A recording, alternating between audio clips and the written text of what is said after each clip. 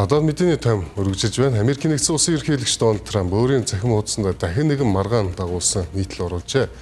Уг нийтлэлд Италийн ерөнхий сайд Жоржо Мелонигийн Трампыг цоо ширтсэн зургийг агуулсан байсан.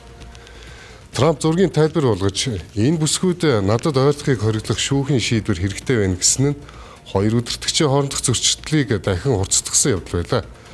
Одоогоор Италийн ерөнхий сайдын зүгээс уг нийтлэлд зориулж ямар нэгэн хариу үйлдэл үзүүлээгүй.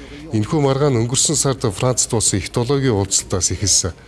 Тухайд ерөнхийлөгч Трамп Италийн телевизэд ярилцлага өгөхдөө Мелоник өөртөө хамт зураг авахыг гуйсан хэмээн ярьжээ.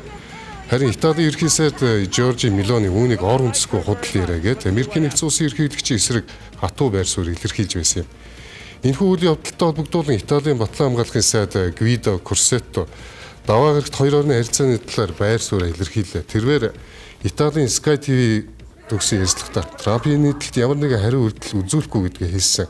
Мөн тэрээр Америкийн нэгдсэн улс шиг гол холбоотонтойгоо сайн харилцаагаа хадгалах нь хамгийн чухал гэдгийг онцлоод хүмүүс ирж буцдагч улс орнуудын харилцаа үлддэг шүү дээ хэмээн ярьжээ. Эдгээр засгийн газрын зүгээс асуудалтай хүлээцтэй хандаж байгаа ч сөрөгчний улс төрчид ерөнхийлөгч Трампыг хүчтэй шүүмжилж байна.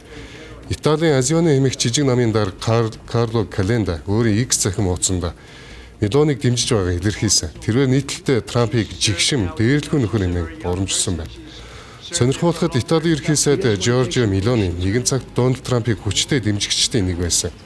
2025 онд болсон Трампын тангар өгөх ёслоод Европ твс Жоржо Мелони л ганцаараа оролцож байна.